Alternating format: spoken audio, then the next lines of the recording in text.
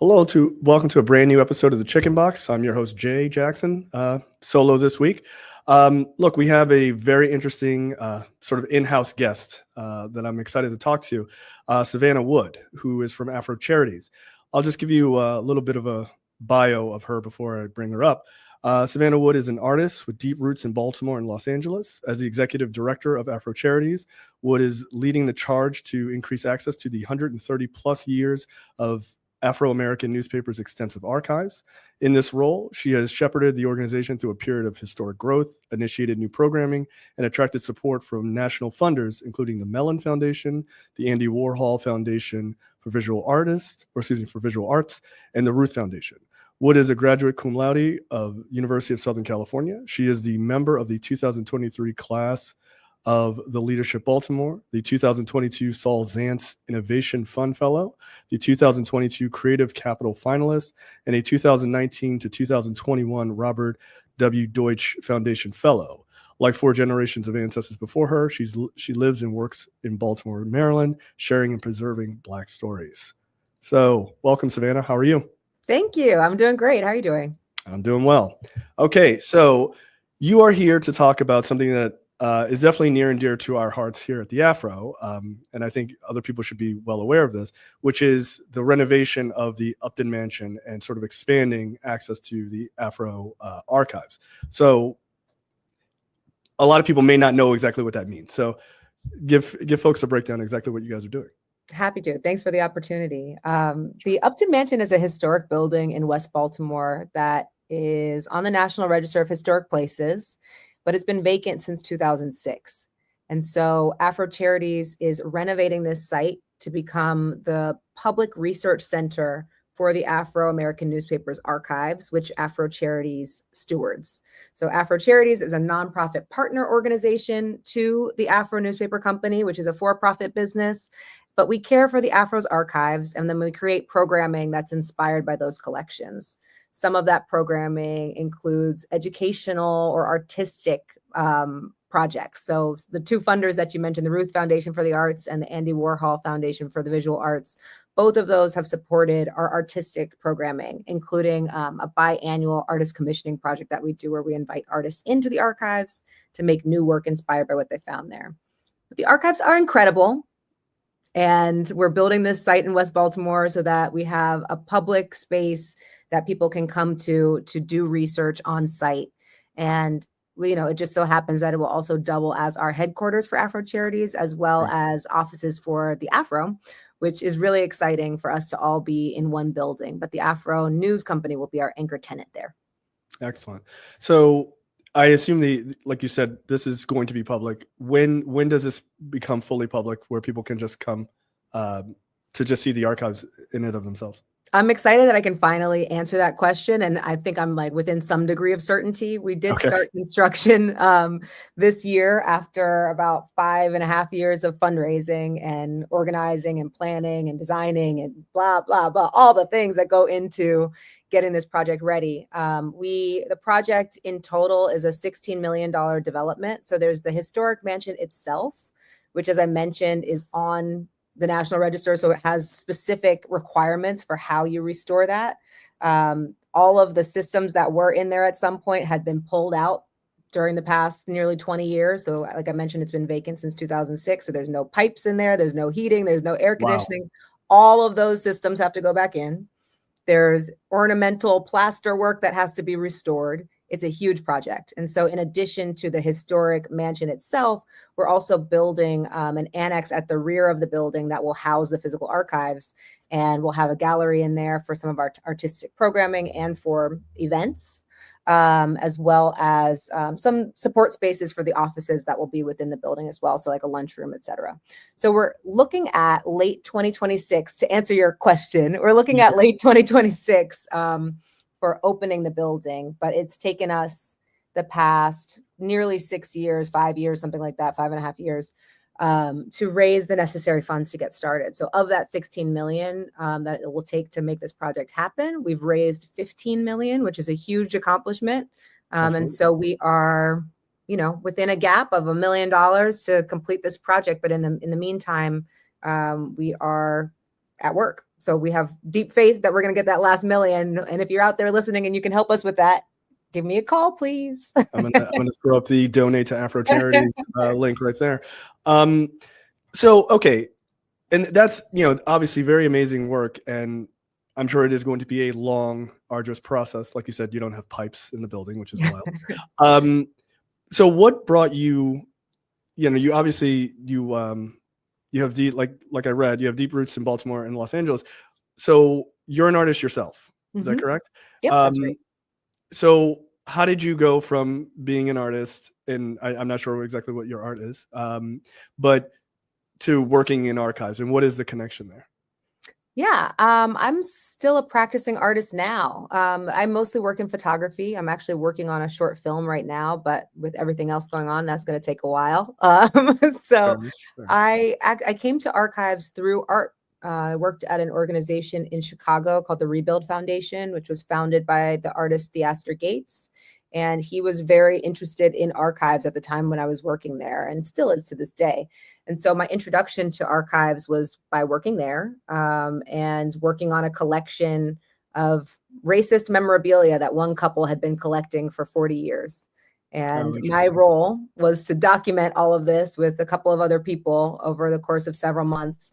And it really introduced me to this idea of collections and archival description, and how much power lies in the behind the scenes work of creating and documenting an archive, because it makes things searchable and findable for the public once you have that data in there. So that was my first little spark. And then I moved back to Los Angeles, which is where I went to undergrad after 3 very cold winters in Chicago. And I got a job at an organization called Clock Shop, founded by the artist Julia Meltzer. And they had just started a project all about Octavia E. Butler's life. So the science fiction writer from Pasadena, California. And so her archives are at the Huntington Library. And the project was essentially to invite contemporary artists and creative writers into her collections, and then to make new bodies of work inspired by their research there. And so I got the chance to work as an on-the-ground researcher and support the artists and writers with their research, and so many other things as part of that project. But those were 2 ways that I learned about, you know, sort of the artistic uses that are possible with archival collections, which got me thinking about, you know, what the AFRO might have. So I haven't mentioned this yet, but the AFRO was founded by my great-great-grandparents, and I've been aware of this legacy for my whole life, but I had never really been engaged in the day-to-day work of the paper, the archives, any of it. So after those 2 experiences working with archives, I thought, you know, if the AFRO does have an archive, what an amazing resource it would be to the public. And I wonder what's going on over there. So that was the very innocent question that led me down this very intense but rewarding path. Yeah, that's amazing. I knew about sort of your family connection to the AFRO, and I was hoping that you would get into that. So that's very cool. I am interested, when you first got into the archives. I mean, I have to imagine this felt overwhelming, right? You know, it's like 130 years, because you mentioned, okay, you did this work with, you know, this family that had, you know, a bunch of, you know, racist memorabilia. Incidentally, I think Spike Lee also has like a collection, right? I remember reading about that a number of years ago, which is fascinating in and of itself. But when you come into something like this, that is, you know, 130 years plus of this information, like, how do you take that on? I mean, it's kind of like, that's just so much, you know, that's just so much raw data. Like, how do you even deal with that? Like, yeah, I mean, it was absolutely overwhelming and continues to be to this day. But it's also so important. So we just are rolling with it. yeah. It's just, you know? I would just be even reading that feels overwhelming to me to imagine. Yes. And hi, Dr. Draper. Hello. And we have to, you know, just to put it into some perspective for the public watching, the AFRO archives include approximately 3 million photographs. Wow. So just that alone is huge. And then in addition to that, there are thousands of letters that are in the collection. There's some audio and video material that's there, but not much. But there's just so much volume there. And in some ways, I think it actually is the type of project where an artist is perfectly suited, because we're adept at working with unwieldy, unusual things and finding a way to make it work and make it beautiful. And so I know that I don't have the full skill set to be the archivist on the ground. So I found somebody who did, who is an incredible asset for our team. Her name is Megan McShay, and she's our lead archivist at AFRO Charities. So she's been really building the infrastructure for us to organize these materials. And then we hired two processing archivists who were actually fellows at the time. So we trained them how to do this work.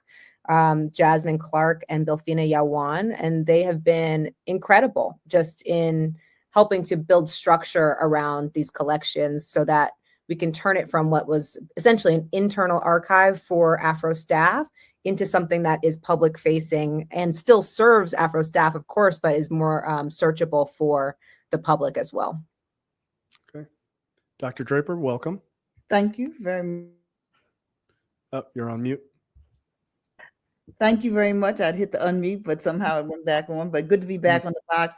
Hello, Savannah. Hi, Jay. Hello to everybody who is watching. If you're watching us, I'm sure Jay already told you that this show is powered by the Afro-American newspapers, and we want your weigh-in and your opinion. And so welcome. Glad that you're here.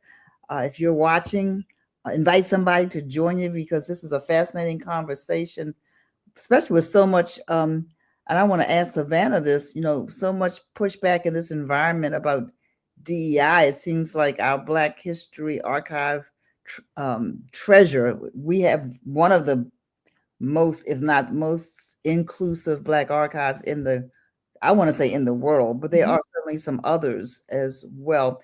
Are you seeing an uptick in interest in this environment? That's a good question. I think our interest has always been fairly steady. Because the Afro is so unique, the collection really reflects 132 years of telling world history from the perspective of Black people in America. So you don't typically get that perspective going back that long. So the Afro is a unique resource in that regard. And scholars certainly know about it and seek the Afro out for that reason. But part of the work that AFRO Charities is doing is trying to broaden that audience. And so when we work with artists, when we work with young people, our goal is to create on-ramps for everyday people to know that this history is here at their fingertips, that it exists for them, and that they can come in and access it themselves. That's fascinating, because you mentioned young people. So often we think history and we think older people. What are you finding the reaction from young people to be? I'm thinking school age. Yeah, it's been amazing. So we've been partnering for the past 3 years with a local organization called Muse 360 that's been in existence for, I want to say 20 years, if not longer. And they've been doing an incredible program called the New Generation Scholars. So we're really thrilled to partner with them. And through that partnership, we have cohorts each year of young folks coming into the collections and doing original research. And I think for them, it's a revelation to know that this business has existed for more than a century, talking about the Afro, but also looking at their own schools through the lens of the Afro, their neighborhoods. Some of them, many of them actually have found some of their ancestors in the collection, have seen images that they had never seen before of their own family members. And so to know that their history is documented alongside huge world significant events, I think instills a sense of pride in each of these students who are able to see that, a sense of curiosity. And really, it just is an engaging way to teach history, to teach social studies, to teach anything, because you can find your specific, you can find yourself in the collection. And then from there, it ripples out to, well, what else is here? What else was happening on that day? What else was happening in the neighborhood? What happened 10 years later? You start to have a different kind of curiosity when you start from that central point. And I do want to just plug afrocharities.org, your website, is one from a technical standpoint. It's a really dope website, but it gives you sort of a quick kind of overview of the archives and a couple of images and things like that, which I think people should definitely check out. Yeah, I'm just really, I find the idea of all of this information, like you said, having young people see this and then seeing, oh, wow, my family is a part of this history. Because I do feel like if you're thinking, I think especially for Black Americans, like if you're thinking about archives of history and stuff like that, we don't feel a part. Like if you're like, let's check the New York Times' archive, we don't feel necessarily a part of that, because either it's looking at these major national stories or we're kind of just pushed down if it's about us and things like that. So I think having access to something, especially in a very Black city and with all of its history, it is kind of nice to be able to have those connections and then be able to extrapolate out. I think that's actually a great point.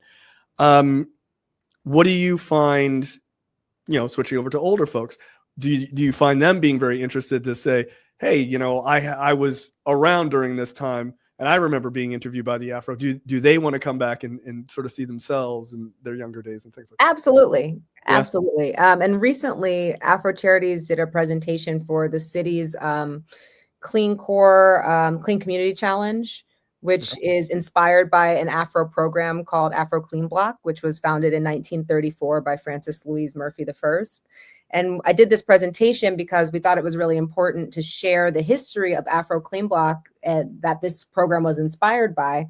And Afro Clean Block essentially was a neighborhood cleanup initiative that would happen during the summers, organized by the Afro. But there would be block captains for each block that was participating. And the block captain would typically be a child with a supervisor who was an adult. And they would organize their block to clean up.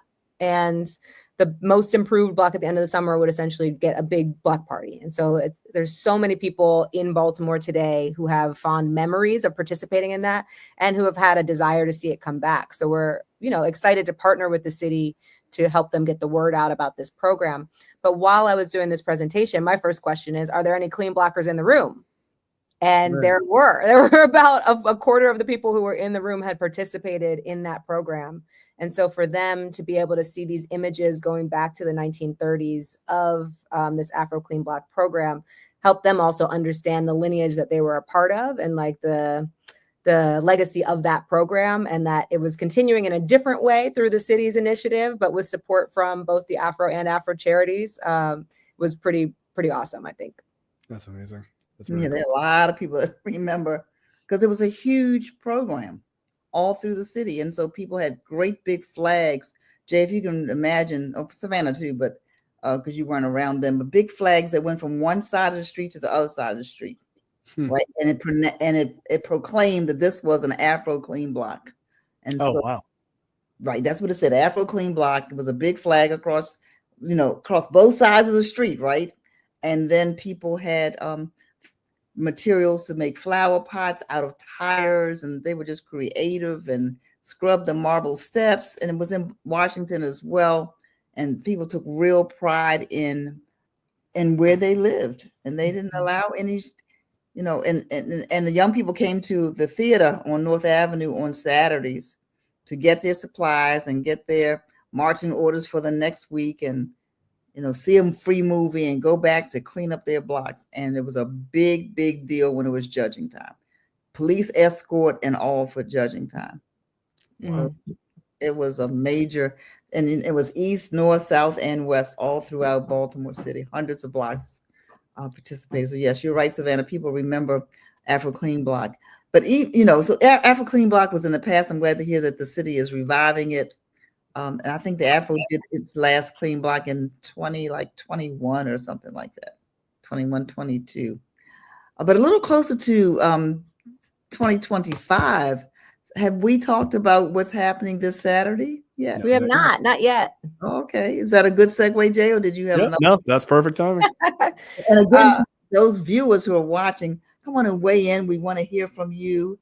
I don't know that Savannah can do it on the spot, but you may have something that you're interested in. At least she can tell you she's going to tell us anyway, how to access the archives on your own, at least. Let me not say at least, if it was printed in the physical publication, you can search a database yourself for free and figure out how to access, not figure out how to access it, but access that. But before we get to that, Savannah, tell us about what's happening within 48 hours from now around. Oh my goodness. You're right. I just looked at the clock. You're right. So AFRO Charities is hosting our second ever fundraiser on Saturday, June 7th.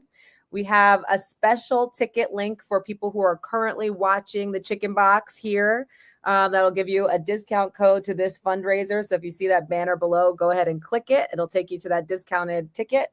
And this is a really important fundraiser for us. I mentioned that we are so close with our building fundraising, but this will actually go to support our team. So this fundraiser is specifically to support operating costs for AFRO Charities. So that's the team salaries, the archival supplies, and the public programs that help us bring the archives closer to the public. We do a lot of public speaking. We do a lot of workshops. We do a lot of programming that, as I mentioned earlier, is specifically for people who are non-traditional scholars, to invite them into the archives, to encourage them to do their own research and to learn from this collection. We'll be honoring Joyce Scott, who is West Baltimore's resident MacArthur Genius Fellowship awardee. And she is an incredible force, an incredible artist. And we are dubbing her Baltimore's wildest woman, to go along with our Wildest Dreams theme. And the Wildest Dreams comes from the phrase, we are our ancestors' wildest dreams. So we think Joyce definitely embodies that. And if you can't make it in person on Saturday, we have two other ways that you can support us. We are doing a silent auction right now with incredible opportunities to bid on culinary experiences in Baltimore, as well as original artworks by some of Baltimore's most creative people. And we also open 24/7 for donations at afrocharities.org/donate. So we would appreciate your support no matter how you can do it. That's great. Jay, did you know that you were your parents' wildest dream? My mom reminds me of that all the time. Absolutely. Yeah, it's so funny. I'm not in Baltimore right now, but no, just hearing Joyce Scott's name, I mean, I know Joyce, and it's wildest woman is a perfect. That's perfect for her. She's a trip. She's a trip. We called her first just to make sure she was okay with it. She was cool with it. I love it. She said, I love it.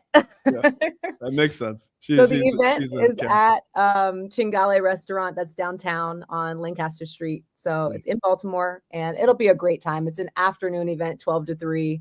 It's colorful cocktail attire. We'll be having a DJ. We're partying, okay? We're going to be partying. But if you do win one of the auction items, it'd be great if you're in person to pick it up also. So we'd love to celebrate with you in person. But again, if you're unable to attend in person, please check out the auction and make a bid. You could come home with some amazing artwork. There you go. Incidentally, Chingale is my favorite restaurant in Baltimore. Hey, come on, Jay. Where are you? I'm south of the border, so I'm probably not going to.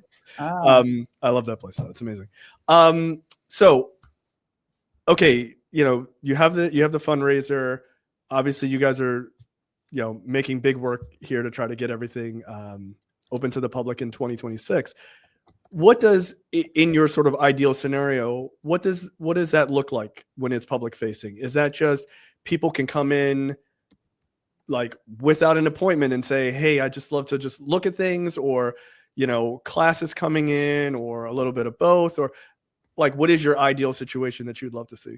It'll be quite a mix. So we will have some limited seating in the archival reading room, just because the rooms within this historic building are fairly small. So that's just what it is.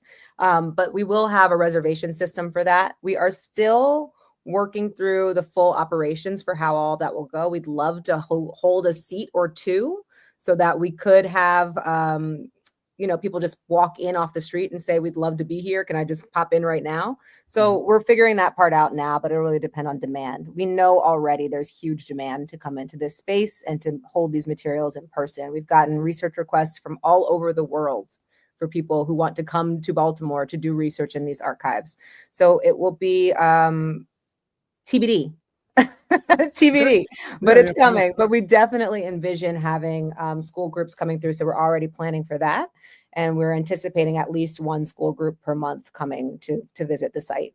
So we're looking forward to having that much more public access. And then in addition to that, we'll have lots of events on site. The Afro, hosts amazing events, and we'll have beautiful space for that. And Afro Charities also hosts wonderful programs often. And so that will become our new programming hub as well. Excellent. It's good to know. So can we assume that sometime, maybe not right now, but in the next 6 months, there'll be some kind of reservation system or not in the next 6 months, but soon. we'll tell you soon. For late 2026 or early 2027. I remember when, I know this is not a museum, but when the museum opened in DC, people were making reservations. Yeah. Like months in advance, anticipating the day when they could actually come in. So I will say that within a year we will have a system set up, but we anticipate opening the building late 2026. So it will be before we open, but probably not in the next 6 months. Listen, we're trying to nail you down on a date, and you are doing a very I will not political do job it. of like, no, I will not do it. No, it's smart. It's smart. It's really difficult to do because you're renovating an old historic building in the midst of the tariff environment when materials are already slow and pricey. So right. I get it. And you've already described the scope of the building. I may have missed that part. So, it's not a small renovation. Not by any means. So it's a major, major, major renovation right in the heart of Old West Baltimore, where the Afro had got its start, in an area of a city that area has pretty much been disinvested in. And so kudos for making the investment back into our community. The Afro will be an anchor there. Let me ask you, we're talking about requests from all over the world. Archives, I understand you've had some exhibits out of the country or some interest? That's true. So Afro Charities, as I mentioned earlier, has a biannual artist commissioning program that we do where we specifically invite artists into the archives to make new work inspired by what they've found there. And in our first year, we worked with 3 Baltimore-based artists and had an exhibition during the very early months of the COVID pandemic. So it was an exhibition that was projected onto the windows of the former Afro building on North Charles Street. In our second iteration, we worked with an artist named Zyveria Simmons, who's from New York. And we worked in partnership with an international arts organization called Cadist. And they have a headquarters in Paris. And so the exhibition actually opened in Paris and then traveled to Stockholm from there. And will eventually come back to Baltimore, likely at our site. And then next year, we are planning a third iteration for international exhibition. And so that will be kind of a reframing of the first 2 years of the program. But we're also working with 3 Maryland-based artists this year, Sanaa Brown Bowers, Jason Patterson, and Glenda Richardson. And their work will debut in an exhibition. They will be the inaugural exhibition at the Upton Mansion next year. Wow, busy. There's a lot going on. Yeah, a lot going on. So as you've gone through the collection, or people come to look at the collection, was there anything that you found that really not surprised you, but made you pause and say, like, when I first looked at some things in the archives, started collecting an oh wow box, but after a while, everything went into the oh wow box.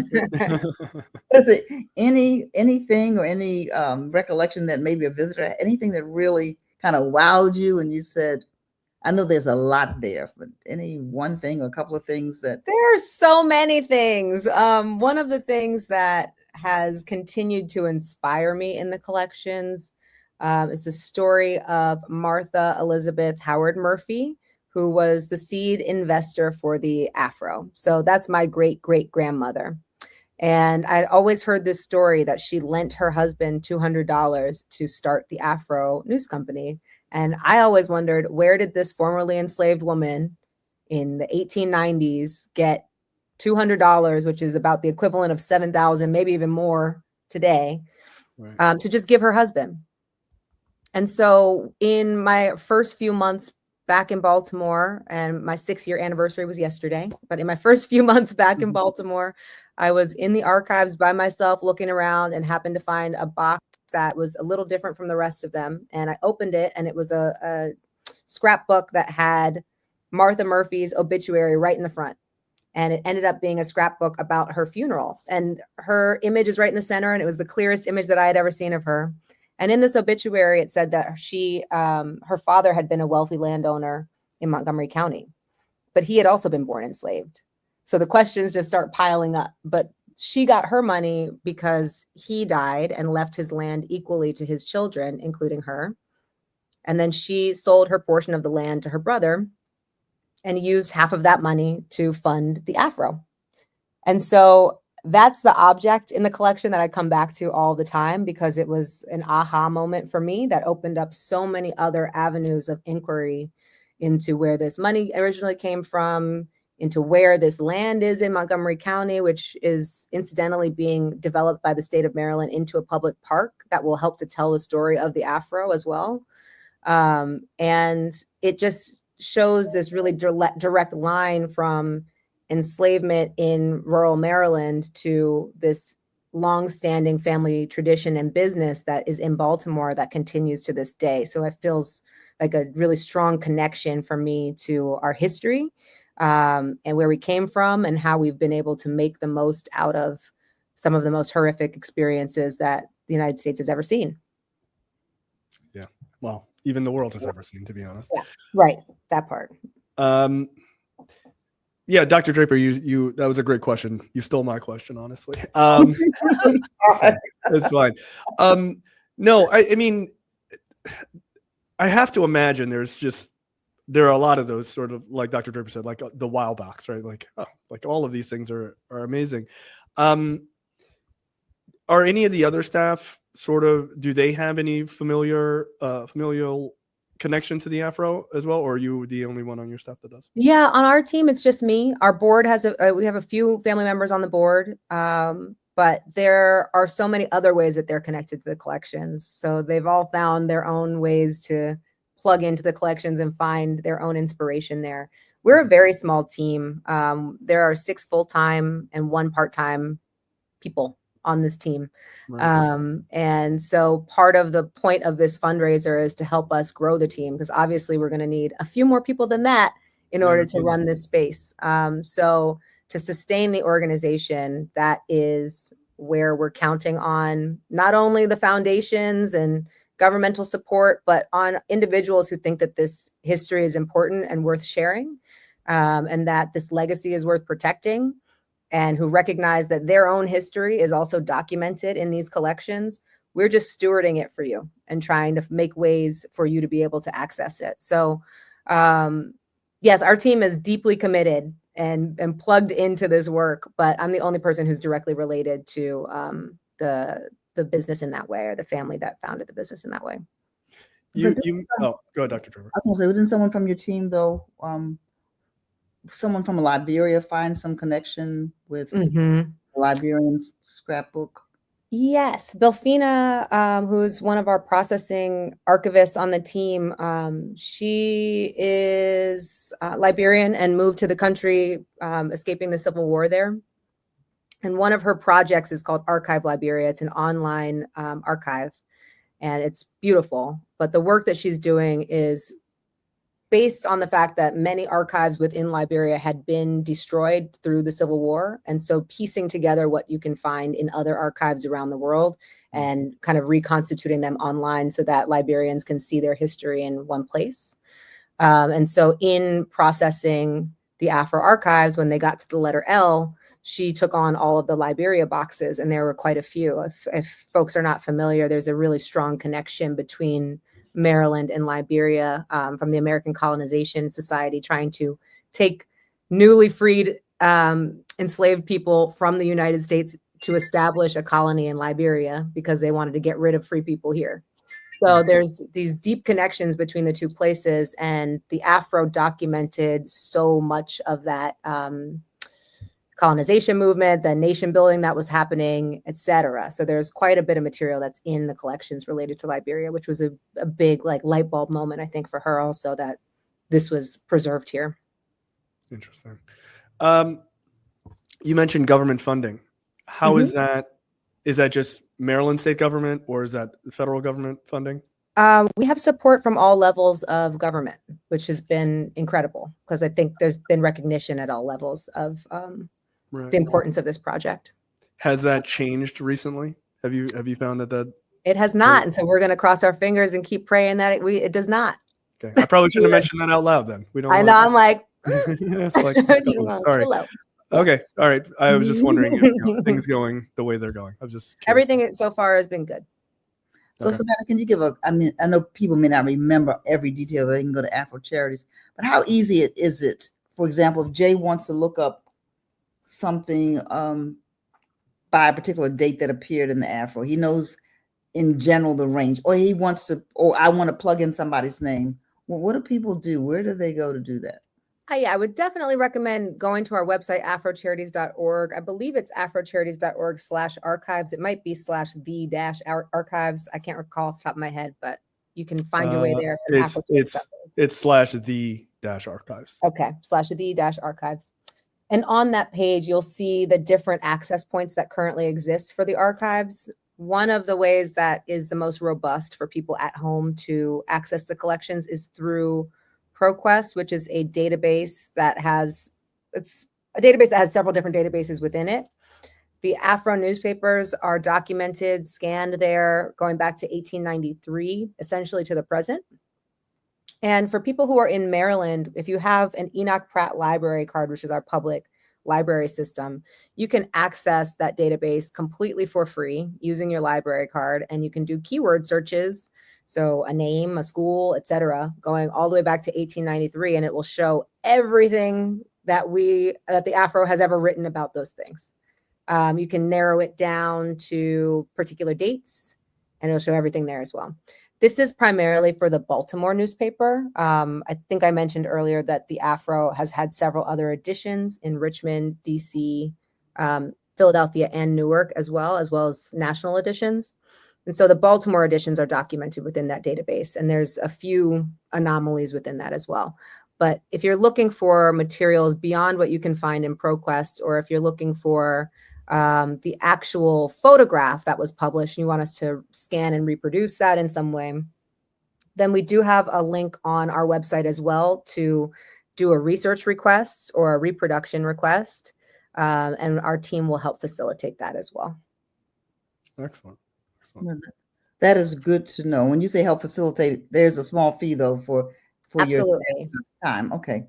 Right. Yes. And I actually want to talk about that for a second, because I think it's important for people to recognize is that there's a lot of labor that goes into caring for these materials and making them accessible. And so we do have to charge some fees for our services. So if it's a very small research request that we can do super quickly and turn around, typically we'll just do it for you. But if it's going to be more involved, we do charge a research fee that is hourly. And then beyond that, if you wanted to reproduce something in a public facing way, the Afro News Company holds copyright to the majority of the images that are majority of the objects, images, et cetera, that are in the collections. And so those licensing fees are processed by the Afro, and there are standard rates for that. So we facilitate that process in the meantime. Like that's another whole discussion on the box. You know, we're so used to going to social media and going to places and grabbing images and reusing them, not even recognizing that there are copyright laws that prevent us from doing those kinds of things without permission. Exactly. Yeah, and without giving credit, you know. So we do that, you know, most of us, we think about it because we're in the publishing business, but a lot of times we're just bringing them down, you know, copying them and pasting them and sharing them and not thinking too much about that. Listen, if you're just tuning in, this is the Chicken Box powered by the 132-year-old Jay. I don't know what we're going to do in a couple of months. We'll have to say 133-year-old. Hey, change it up. Afro News Company, formerly known or better known as the Afro American Newspapers, but we're a media company now. And I'm Toni Draper, CEO of the Afro, joined with Jay Jackson. I call Jay our resident scholar. And we have another co-host with us today. We're talking with Savannah Wood, Afro Charities CEO, Executive Director, and we are glad that you are here. We're glad that you are here. we're hoping to hear your questions as well. Jay, you look like you might have a question for Savannah. I do. So when you're talking about, sometimes people make requests and it's like a quick turnaround sort of request, and you guys do those, or the sort of deeper requests. What are some of the ones that you've gotten are these sort of longer requests for, deeper parts of the archives that you found to be like really fascinating, someone using them for whatever reason? What were some of the more surprising ones that you've gotten? It's been a while since I've been the one doing that. Our team member, Ayinda Omoloja, her full-time job is as archives assistant. And so she is doing research in the collections for people and getting that work back out to them. That's what she does every day. And so she gets the most interesting requests, in my opinion. But when I was doing that, when I first started, there were several. There was one that came up that I thought was really interesting. There was a researcher out of Germany who was looking into this phenomenon of the quote unquote brown babies. So apparently during World War II, soldiers who were overseas had babies with people in Germany. And there were all of these babies that were brown babies that were apparently unwanted in Germany. Oh, and so there was a woman in Baltimore, I believe she was in Baltimore. I might have this wrong, but there was a woman in the United States who was certainly writing prolifically in the Afro, organizing essentially an adoption campaign for those children to be adopted to the United States and placed with Black families here. And so this researcher was so curious about learning more about that. And we had extensive files on that. So that was one of the more involved research requests that we received. And because she wasn't able to come in person, not because of the distance, she wanted to and had some funding to be able to do so, but we weren't open to the public in that way. I did that research for her internally. And then sent her the images in cell phone images, essentially, so that she could choose which ones she was interested in reproducing. Beyond that, I mean, there's so many things that come in. There's so many, it's hard to just nail it down to a couple. The Carnegie Museum of Art in Pittsburgh is working on an exhibition that will open this fall that is all about Black photojournalists working at Black newspapers. They have the Charles Teeny Harris collection. He was the photographer for the Pittsburgh Courier for a long, long time, and they collected all of his photographs from that time. But they're looking at the Black press more generally. And they came and did a visit as part of their curatorial work to the AFRO Archives and wanted to know about if we had any women photographers working for the Afro. And so that was an interesting process, trying to find names within the collection, because oftentimes when it was published, it would just be published as an Afro photo. That would be the tagline, not necessarily the photographer's name. And so backtracking through the records to try to find whether there were women photographers or not became a challenge, but an interesting challenge for Ayinda as she was looking through this. And typically, we try to stay away from doing that type of research for people where we're doing, instead of just like finding the materials that they can then read, where we're reading everything, trying to get the information for them, because we're not research assistants in that regard. We're really facilitating access to the collections. But we were able to find a couple of women photographers from the Afro, and certainly several writers and people who are in all other different parts of the business over the past 132 years who are women. Amazing. Oh. Hey, there he is. Hey guys, I've been listening, but anyway, you got a new Mac and migrating my old Mac, and it wasn't migrated. But anyway, speaking of migration, how you guys doing? It's a fantastic conversation. We're doing well. We're doing well. We're sitting here fascinated. I know that there's some other anecdotal things, Savannah. You mentioned it in general about people coming to the archives and finding things that kind of surprised them. And I remember coming with one of the tours, and somebody saw a picture, just said, "Hey, kind of incidentally, you happen to have a picture of," and they gave us the name, right? And Dion found it in 30 seconds. She knew exactly where it was. And the person had never seen a photograph of his father. It was his father. Wow. And there the portrait. He knew of his father, but he had never seen his father.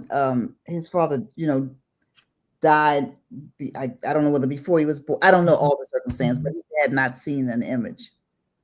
And so if you can imagine, so Savannah, are there other stories like that you can remember? So many. For instance, Comptroller Brooke Learman, Maryland Comptroller Brooke Learman came to the collections, and she had a similar thing where it was just, maybe you have an image of my neighbor, my next door neighbor, who was very close to their family, and gave us the name. And similarly, within 30 seconds to a minute, this time I think it was Oyinda, was able to find the folder with those names and pulled out several images of her neighbor who she hadn't seen in years. And so I think that's kind of the magic of the collections, is that there are just every type of person is in this collection. This person happened to be a Howard professor. So there's probably correspondence as well between him and Carl Murphy, who worked at Howard for some time, potentially there's correspondence of that, but there's documentation of so many people's lives in the collection. And we talk about it within the lens of Black history, because obviously that is where the Afro was founded, but there's so much just world history more generally documented in the collection, but it's through the Afro's lens. And I think that is what becomes really interesting about this collection in particular. I just a quick question: Is this the sort of the preeminent Black archive in the country? I would say it is one of the most significant Black press archives in the world. Yeah. There are other Black archives for sure, and there are other Black press archives. And in fact, I have to shout out, there's a really important project happening with the Johnson Publishing Company's collections. Their collections are very similar to the Afro's. The difference is just that the Afro extends further back. So it goes back about 50 more years than Johnson Publishing Company, which produced Jet and Ebony. And they have probably more celebrities and more color photographs in their collection. So there are some differences in the depth of history and the types of images and documents that are there, but there's so many similarities and so much overlap between those collections as well. But in terms of Black press archives, I would say the Afro is one of the absolute premier Black press archives in the entire world. And it's right here in Baltimore. Amazing. Mm-hmm. And I would agree that there are certainly other Black newspapers, 200 or so, still in existence. In fact, the National Newspaper Publishers Association will have its annual convention in Savannah, Georgia. And that Black paper there is celebrating it's either 180 or the 185 years of its founding, although they had a couple of times that they did not publish, maybe, like 5, 10, 15 years at a time. I don't remember the time, but at least twice they were on a hiatus and then picked it up again. And so you have papers like that. But what tended to happen in newspapers is they kept the papers, maybe rolled up in a rubber band, maybe on a shelf. They kept the photos maybe in a box for most. But the important thing about newspaper archives, the same thing with the Afro Archives, is you have the photo and then you have the data on the back of who's in the photo. But most of it's not organized. I mean, most of ours was not organized to the extent that it is now. We had a morgue. A morgue is a newspaper library where dead stories that have already run, with the material around that, the photographs. Because you can imagine 2 photographs may appear in print and somebody took 100 of them. So It was photograph and film and negatives and reporters' notebooks and all of those kinds of things. The Afro kept in some kind of order, but all this other stuff was better organized than some, but not as nearly as organized as it is now. So you asked about other Black newspapers have either thrown it away or it's in disarray in terms of how it's organized. I want to shout out the Amsterdam News. They are converting their building. They're still I was there recently. They're in a historic building. They're converting their building to a Black press archive from their perspective, doing a small museum. In a museum, right? So we're not really doing a museum, even though we may have some museum-like things just because of their age. But so we're trying not to, we're trying to tell people this is not really a museum; it's a research center. Yeah, I mean, that's how I would categorize it. I mean, a little bit of both, but definitely more research center than anything else. I mean, we'll have a gallery and we'll have some of the contemporary work that we're commissioning in there, but we also will be doing some shows that are about the history of the Afro as well as told through the archives. So let's jump into the future. So we've been in the past and looking at all of these wonderful collections. The future is going to have a lot of audio and a lot of video that the Afro and Afro Charities will be curating. What's your plan to really secure all of these new digital We're formats? not there yet. We're not there yet. Well, we have to stay. You're just trying to get the building done. We're trying to do a bunch of things, right? We're trying to get. We have everything saved, so whenever you're there, you know, like we're trying to do a lot of things at once. Again, with a tiny team. So, where we're focused right now is on securing the physical materials and building this building and building our team.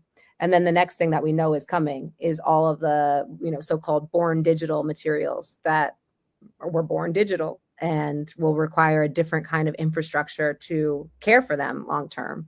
And so it's definitely something that we are aware of and thinking about, but the process for that has not yet been established. And so that's the work that we're doing is really generational work. It'll happen over several generations. We're essentially the 5th generation doing this work.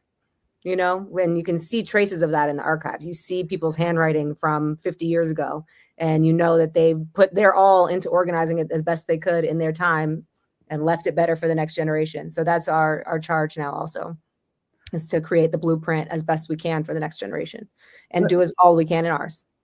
But that's a great question, though, Impeccable. So I know you're not there. I know we are not there yet, but what advice should we be giving to our future selves, our present selves, for our future legacy, for example? Because so often, the delete button is our friend. So, metadata is king. So for all of your photographers that are currently shooting for you now, making sure that creating some standards for their metadata so that everything is searchable, who shot the photograph, what the event was, what the date was, who's listed in it, having them embed that in the image itself would be ideal. Same goes for video, to just update the metadata with all of that information. Because that's essentially the caption on the back of the image that we have now, right? Like that's when we have the physical archives, that's where all the data is coming from, is the caption on the back of the image. That's what the metadata does in a digital format. And so that, I think, is number one. And then the other thing with digital storage is redundancy. So you might have it in the cloud, but you also want a physical backup on your own hard drive. And typically, I think there's 3 levels of redundancy that is recommended for digital materials, where there's like deep storage, there's more accessible physical storage, and then cloud storage. So those are my 2 big ones: metadata and redundancy. Well, I will say part of my other job is touching some of these images. So yes, we do put we do update the metadata. So we are doing that. So awesome. That's good to know for the future. I think this is a pretty good transition time to get on the box, as we like to say here. So we'll start. I'll start, which is just sort of giving a closing statement, and obviously Savannah will wait for you to go to the end here. Just quickly, from my perspective, look, I think what you guys are doing is amazing, and I'm incredibly intimidated by just the sheer amount of data that you have to work with. That's just the way my brain works. That's like terrifying to me. But it sounds like you guys are doing an amazing job. From the things I've seen digitally, has been really impressive. I think it's really fascinating to know that around the world, people are this interested in African American history, and that we have access to this, and that's no small feat, because oftentimes people forget that Black history is American history, right? It is not a separate thing. And having this is paramount to, understanding where we're going and where we've been, right? Like, so I think you guys are doing amazing work. So I personally really appreciate what you're doing. I think it's incredible. Thank you. All right. I'll go next. We'll let the ladies go last. Okay. All right. My wildest dream. By the way, I did buy tickets, and I will be there Saturday. Can't wait. You know, when you think about the wildest dreams, it's just like, do people even begin to dream anymore?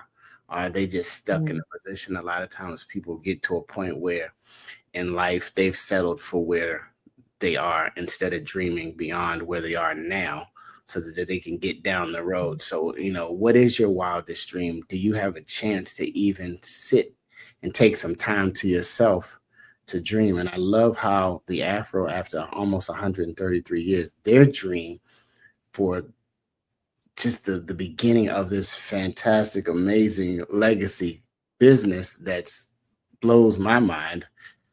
We've gone beyond their wildest dream. And so the generations now, 5th, 6th, and even 7th, we have to continue to dream because that's the only way that we're going to grow. So I'm excited about the end of 2026. I'm so savvy. I'm gonna call her savvy for y'all that don't know. We are all family. This is 5th generation. We're cousins. She came in, and I came in from the 5th, and also Blair, and we just said, you know, what we doing? And then we figured it out, and she went and along with Dr. Draper and the team, and we have been able to keep the dream alive, should we say. And we hope we inspire somebody else. I just want to say thank you for jumping in and listening, you know, because a lot of us say, oh yeah, I know about that business, and just let it go. I sound like housekeeping's trying to come in on me, but hey, I'm just glad I could jump on with you. Because see, this will be history. It's like, what was it, a time when all of us were on the phone together? So anyway, let me let housekeeping in. I'm off the box. I'm happy to get on the box, and I do thank you know, 5th generation folk for accepting the invitation and them being willing to come in. But I don't want to talk about us as much as I want to say, Savannah, kudos to you and your team for just an outstanding job. What I want to say to those who are watching is that all of us, every one of us, is a part of American history. And what we do so often, I'm guilty of this, is we delete things or dismiss things that we should treasure, right? Because they don't have the same meaning in the present that they could possibly have in the future. So I say to anybody who will listen that your family history, regardless of what it looks like, is important. Because if we know who we are, then we'll know what to do. And what is happening now in our society is a lot of young and not so young, we don't know who we are. And we don't know that we're descendants of kings and queens. And we don't know the sacrifices that ancestors made so that now that we can do some of the things that we do. We don't know about the Black scholars who were at Harvard and Yale long before we're trying to get into those schools. We don't know about the inventions that Black people made, you know, or created, besides the ones that, and there were more than just Booker T. Washington and the peanut, okay, or George Washington Carver, rather, well, whoever. Get history straight. But you know, but there's more to Black people than Martin Luther King. And in 2025, there's deep history being birthed every day in the creative minds of Black children, Black adults. And, you know, sometimes we dismiss those things, right? We dismiss things because we think, wow, I'm not famous, and so who's going to care about my story 30 years from now? You're famous because you exist. And so many times, and Savannah talked about Martha Murphy and going back, we can't go back in our history, especially as enslaved people, right? We can't go back and grab things from our history because of many, many, many reasons. But we can start a history that somebody 100 years from now can go back and say, oh yeah, Uncle Jay. I remember Uncle Jay. Wasn't he the one that did X, Y, and Z? But if we don't write it down, if we don't tell the story, if we don't share it, if we don't keep the photos and identify the people on the back, good, bad, and indifferent, then we have done a disservice to the next generation and the next generation. So my encouragement to everybody who's watching is that your life is important, every single aspect of it. Those photos that you think, I don't need anymore, you do. But we had to find a way to preserve them. I'm talking to myself as well. And then a way to share our stories, not just as folklore, but our actual stories of how we did what we did. And they'll say, man, that was back in 2025. That's ancient history. Mm-hmm. Think about it.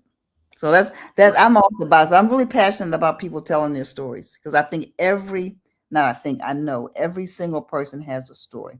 We're fortunate at the Afro because we were storytellers.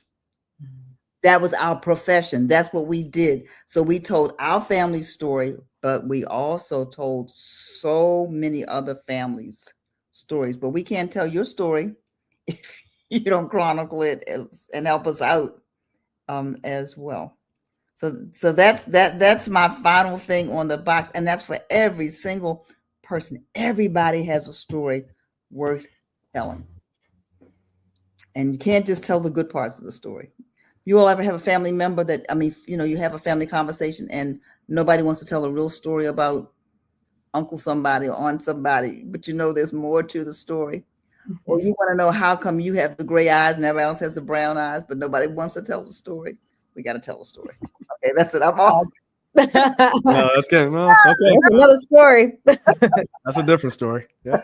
It's a different story, but it is still a real story, right? Right. It is, exactly.